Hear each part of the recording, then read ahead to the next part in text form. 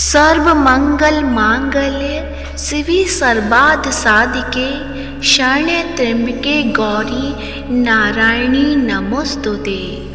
नमस्कार प्रिय भक्तजनों, आप सभी का मायरा वॉइस चैनल में हार्दिक स्वागत है। आप सभी को आषाढ़ मास के गुप्त नवरात्रि की हार्दिक शुभकामनाएं। जैसा कि आप सभी जानते हैं कि आषाढ़ मास में गुप्त नवरात्रि शुरू हो चुके हैं और आज महाविद्या माँ काली की पूजा की जाती है। 10 महाविद्याओं में माँ काली प्रथम रूप है। माँ काली जी का स्वरूप अत्यंत विकराल, अभयकारी और मंगलकारी है। माँ काली का ये स्वरूप असुरों का नाश करने वाला है। यदि कोई व्यक्ति गुप्त नवरात्रि के दौरान माँ काली की पूजा करता है तो उसके ऊपर सामने आसुरी शक्तियों का कोई असर नहीं होता है। माँ काली की पूजा करने वाले व्यक्ति को रूप, यश, जय की प्राप्ति होती है। समस्त सांसारिक बाधाएं खत्म हो जाती हैं। माँ काली ने चंड-मुंड का संहार किया था, इसलिए इन्हें चामुंडा के नाम से भी जाना जाता है।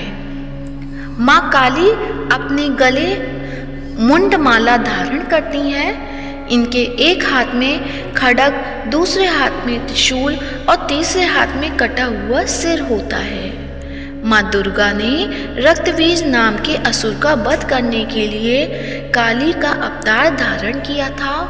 10 महाविद्याओं में माँ काली प्रथम देवी हैं। गुप्त नवरात्रि में प्रथम दिन माँ काली की आराधना की जाती है। जो लोग तंत्र शक्तियाँ प्राप्त करना चाहते हैं उन्हें गुप्त नवरात्रि के पहले दिन विशेष रूप से माँ काली की पूजा करनी चाहिए। इसके अलावा माँ काली की आराधना करने से सभी प्रकार की तंत्र बाधाओं से छुटकारा मिलता है। जो लोग अपने शस्त्रों से परेशान रहते हैं उन्हें गुप्त नवरात्रि में माँ काली की आराधना करनी चाहिए। इसके अलावा माँ काली की आराधना से सभी प्रकार की तंत्र बाधाओं से छुटकारा मिलता है। जो लोग अपने शस्त्रों से बहुत परेशान हैं उन्हें गुप्त नवरात्रि में माँ काली की आराधना करनी चाहिए। ऐसा करने से शस्त्रों से मुक्ति मिलती है। माँ काली की पूजा करने से अकाल मृत्यु का भय भी दूर हो जाता है। गुप्त नवरात्रि में 2 तरीकों से माँ काली की पूजा की जाती है। जो लोग तांत्रिक विद्या हासिल करना चाहते हैं वह लोग इस दिन माँ काली की तंत्र विद्या द्वारा उपासना करते हैं। कुछ लोग गुप्त नवरात्र के प्रथम दिन सामान्य तरीके से माँ काली की आराधना करते हैं, जिससे उनके जीवन के सभी संकट दूर हो जाते हैं। माँ काली की पूजा विधि। गुप्त नवरात्रि के पहले दिन सुबह ब्रह्म मुहूर्त यानी सुबह 4 बजे उठकर स्नान करने के पश्चात स्वस्थ वस्त्र धारण करें। अब एक चौकी यानी साफ चौकी पर गंगा जल छिड़क कर उसे शुद्ध कर लें। इस चौकी पर साफ कपड़ा बिछाकर घट स्थापना करें। घट स्थापना करने के लिए मिट्टी, तांबे या स्टील के पात्र में जल भरकर चौकी पर रखें। अब इसके ऊपर एक नारियल को मौली और चुन्नी से लपेटकर कलश के ऊपर स्थापित करें। चौकी पर माँ काली की प्रतिमा या मूर्ति की स्थापना करें। अब माँ काली की तस्वीर को रोली का टीका लगाएं। तिलक करने के पश्चात माँ काली को लाल पुष्पों की माला, पुष्प, फल, मिठाई, नैवेद्य आदि चढ़ाएं और पूरे विधि विधान और श्रद्धा के साथ माँ काली की पूजा करें। माँ काली के समक्ष सरसों के तेल या घी का दीपक प्रज्वलित करें और श्रद्धा पूर्वक माँ काली के मंत्रों का जाप करें। देवी कवच, अर्गला स्तोत्र का पाठ करें। सबसे अंत में श्री सूक्तम का पाठ करना चाहिए। जिस आसन पर आप बैठते हैं उसका रंग लाल होना चाहिए। माँ काली की कथा सुने या पढ़ें। इस दिन दुर्गा सप्तशती का पाठ करना भी बहुत उत्तम होता है। माँ काली की कथा सुनने के पश्चात कपूर से आरती करें। प्रसाद के रूप में मिठाई का भोग लगाएं। यदि आपके पास मिठाई नहीं है तो आप माँ काली को बताशे का प्रसाद भी चढ़ा सकते हैं। सभी लोगों में प्रसाद बांट दें और फिर स्वयं भी प्रसाद ग्रहण करें। अब माँ काली से पूजा में हुई किसी भी प्रकार की गलती के लिए हाथ जोड़कर क्षमा मांगे। माँ काली का मंत्र है ओम ऐं ह्रीं क्रीं चामुंडाय विचे। अब आप सुनेंगे माँ काली की कथा, तो प्रेम से बोलिए माँ काली की जय हो। पौराणिक कथा के अनुसार एक बार दारुक नाम के राक्षस ने ब्रह्मा जी को प्रसन्न करके उनसे वरदान प्राप्त कर देवताओं और ब्राह्मणों को प्रताड़ित करना शुरू कर दिया और स्वर्ग लोक पर कब्जा कर लिया। जिसके बाद सभी देवता भगवान विष्णु और ब्रह्मा जी के पास गए। ब्रह्मा जी ने सभी देवताओं को बताया कि इस दुष्ट का संहार एक स्त्री ही कर सकती है। जिसके बाद सभी देवता भगवान शिव के पास गए और उन्होंने भगवान शिव को सभी बात बताई। जिसके बाद भगवान शिव ने माता पार्वती की ओर देखा। माता पार्वती इस पर मुस्कुराई और अपना एक अंश भगवान शिव में प्रवाहित कर दिया। जिसके बाद भगवान शिव के कंठ से विष से उस अंश ने अपना आकार धारण किया। जिसके बाद भगवान शिव ने अपना तीसरा नेत्र खोल दिया।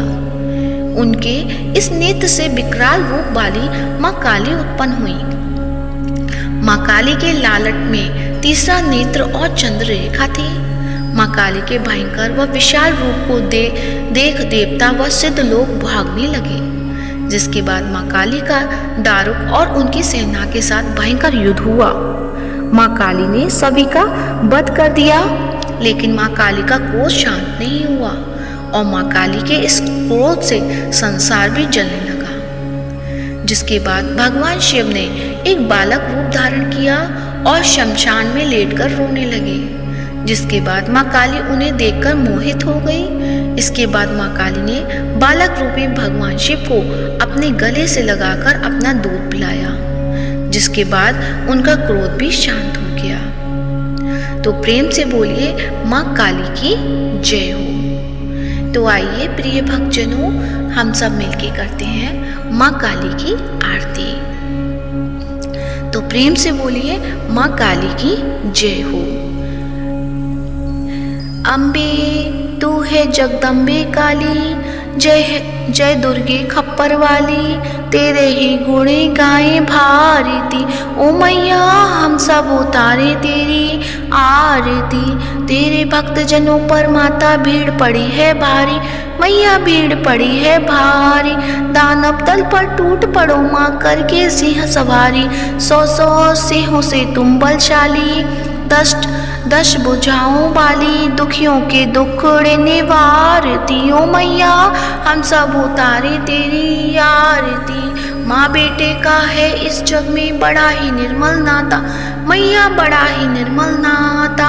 पूत कपूत सुने हैं पर माता नहीं सुनी कुमाता। सब पर करुणा दर्शाने वाली, अमृत बरसाने वाली, दुखियों के दुखड़े निवारती। ओ मैया हम सब उतारे तेरी आरती। नहीं मांगते धन और दौलत, ना चांदी ना सोना, मैया ना चांदी ना सोना।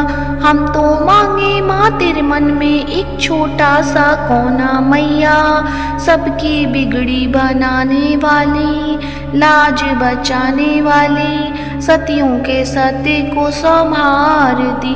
ओ मैया हम सब उतारे तेरी आरती। अम्बे तू है जगदम्बे काली, जय दुर्गे खप्पर वाली, तेरे ही गुणे गाए भारती।